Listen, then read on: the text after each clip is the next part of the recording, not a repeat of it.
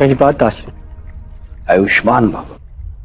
भगवान विष्णु ने 8 हाथियों को 8 दिशाओं में खड़े होकर आकाश, धरती और स्वर्ग, इन तीनों लोकों का भार उठाने का उत्तरदायित्व दिया है। तो जानते हो, ये उनके लिए बहुत ही बड़े सम्मान की बात है और ये उनका बंधन भी है।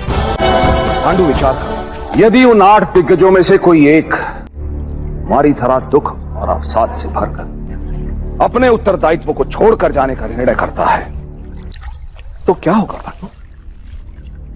सारा संसार नष्ट हो जाएगा। नहीं ताश्री, भगवान विष्णु किसी अन्य प्राणी को त्रिलोक का भार उठाने का दायित्व देंगे। किसी एक के कारण संसार नष्ट नहीं होता, ना ही हस्तिनापुर का साम्राज्य मेरे जाने से नष्ट होगा।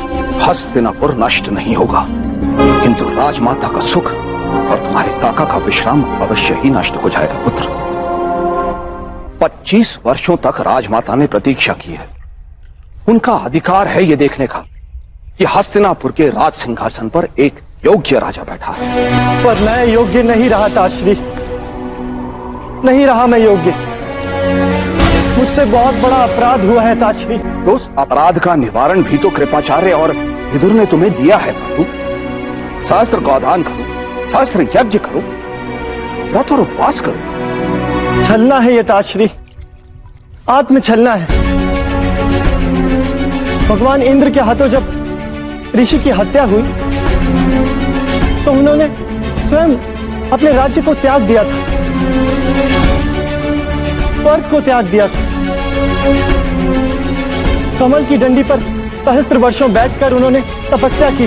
जब देवों के राजा का पाप भी सहजता से नहीं धुल पाया तो मैं तो मनुष्य हूं, केवल दान और उपवास से मेरा पाप कैसे धुल पाएगा?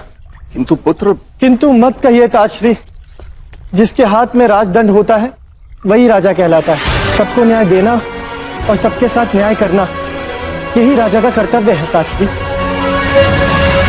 राजा के हाथों अपराध हो तो उसका न्याय कौन करेगा ताश्री?